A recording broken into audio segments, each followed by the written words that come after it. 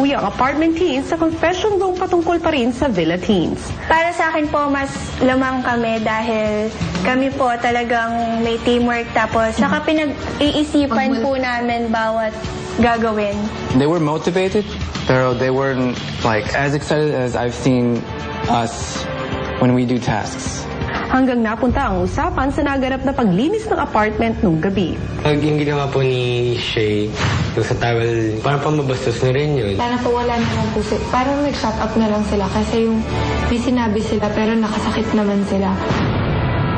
Si Kuya ipinaalam na rin sa Villa Teens ang magiging proseso ng pagpili ng maibig mula sa kanila. Nais kong ipaalam sa inyo na ang namili ng teen housemate na posibleng umalis ng aking bahay ay ang mga apartment teen housemates.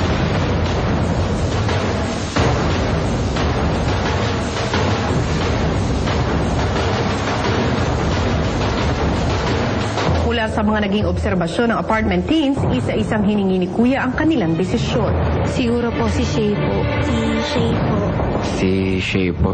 Yung attitude po kasi na pinakita niya po kanina habang naglilinis po sila, parang nakakabastos din po sa part namin. Si Shay po. Parang siyang maldita. Si Shay, may attitude kasi siya pinakita. Dumidila-dila pa siya. Yung sinabi niya na I hate team apartment. Villa housemates, nakapagdesisyon na sila kung sino para sa kanila ay hindi karapat-dapat na maging teen housemate. Napili po naming hindi karapat-dapat na maging teen housemate ay si Shay po.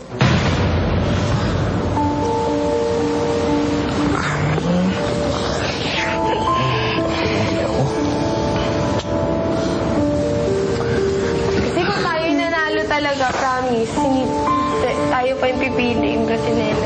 Nashock po ko na si Shay po ang napili. Kasi akala ko po na ako. Kasi sinabihan po nila ako maangas eh. Can we do something different? Kuya, pwede ulitin. Choppy kasi eh. Nalungkot po ako dahil si Ate Shay po yung napili po nila. Kasi kumbaga po, dito po sa loob ng bahay, si Ate Shay po yung, kumbaga po, ate at mama ko po dito po sa loob. Pwede kaya tayo makiusap kay Kuya. Di ba yung mga, siyempre may puso rin ako. Parang masyadong mabilisan lahat eh. Kaya nga, Pwede magpatalo na tayo sa gatasan ng kambing. Huwag lang may waving sa atin. Ayun. O kung na tayo magtiis na isang linggo na ganun-ganun ang daily supply natin. Konsensya niyo naman ako. Hindi. Ano ko konsensya? Hindi. Okay lang yan. Sasama-sama tayo dito. Oo nga. Lungkot po. Naging close na rin po ako sa kanya po. Yung medyo upgraded po yung pag-iisip niya sa pag-decision po, yung mga ganun po. Ginanti tayo ni Ate. Kaya yung ginawa niya hindi lang naman para sa personal niyang nararamdaman sa ating lahat. Kaya kung magsasakripisyo man tayo, sana para sa ating, di ba, yung para sa tayong lahat, para naman sa kanya. Siyempre siguro po kasalanan ko rin po hindi ako naging sports. Personalan lang po. Parang what they did, yung mess na ginawa nila para sa kanila. I mean, para sa kanila rin po, hindi naman tama, Kuya. Di ba kawali ba naman, kinakainan mo, yung lulutuan mo, ilalagay mo sa sahig. Ang nagkaiba naman, tayong lahat duwag. Siya lang ang natirang matapang na gumawa nun. Seryoso, lahat tayo galit, pero siya lang ang parang nakapaggawa ng ganun, di ba? Tapang, puro yabang. Hindi naman yabang eh. Hindi yabang. Isa rin yung kaya ka siguro nagiging beauty queen, di ba? Hindi ka na lang nagpapatapak basta-basta, di ba? Kung yan ko pa rin, pinapainlove mo pa rin ako hanggang sa huli. Hindi ko pa sana umalis eh. Hindi pa sigurado eh. Kaya miss, mapapalabas agad. Sina Angelo, Joe at Kyra lumapit kay Kuya para umapila para kay Shay. Kaya pwede po bang gumawa po kami ng iba pong bagay para po save, Ate Shay. na wala pong mawawala po sa amin. Kahit ano po, yung huwag lang po yung may parang may aalis po sa amin. Nasave lang po siya. Kahit po tumayo po kami maghapon po sa labas or kumain po kami na hindi po kami kumain na isang linggo to save her po. Dahil sa apila ng Villa Teens, kinausap ni Kuya ang apartment teens. Sa puntong ito, ay nais kong hamunin kayo laban sa kabilang bahay. Game, kuya, game. Sige na. Anong klaseng laban?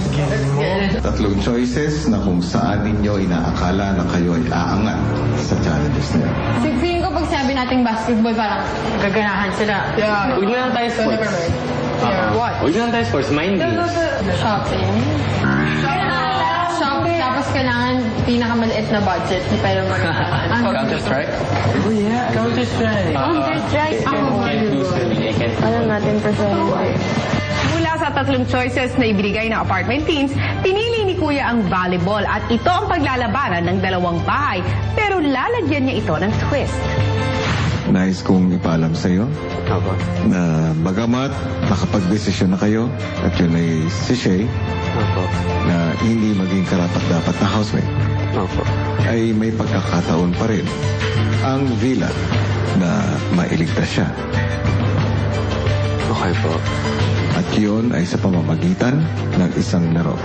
Tutuos kayo sa isang water volleyball challenge. Sige po, kuya.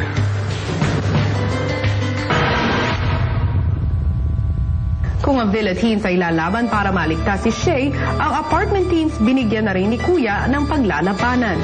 Sarap ba lagi ang tulog niyo? Hindi pa masyado. Tama lang po, medyo. Kailan mo may kama kami? Gaano katindi na gusto ninyong makamit at makahiga muli sa isang malambot na kama? Matinding ako po. Sobrang Gagawin ko po lahat. Makahiga lang po sa mga gandang kama. Apartment teens, hindi naman masyadong obvious na sabik kayo sa kama, ano? May karagdagang premyo. Sakaling kayo ay magwawagi. At ang premyong ito Kama. ay malalambot na higaan. Yes! Sunod na kinausap ni Kuya ang Villa teens. Ang mga apartment teen housemates ay nagbato ng isang hamon kung saan ang magiging kapalit ay ang pananatili ni Shay sa pili ninyo. Opo. Ano po yun, Kuya? Kakasama kayo. Opo. Isang sports game. Ang pili ng mga apartment housemates. Handa ba kayong humarap sa kanila? Opo. Kapag kayo ay natalo, ay tuluyan ng aalis si Shay. Opo. Kaya po namin yun. Kahit ano po. Kakasama kayo.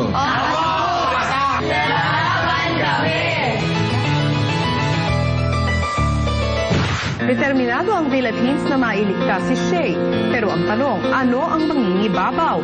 Ang makakuha na ng komportableng kama ang mga taga-apartment o ang maligtas ang isa sa mga taga-villa? Pareho po kaming desidido na manalo sa mga task.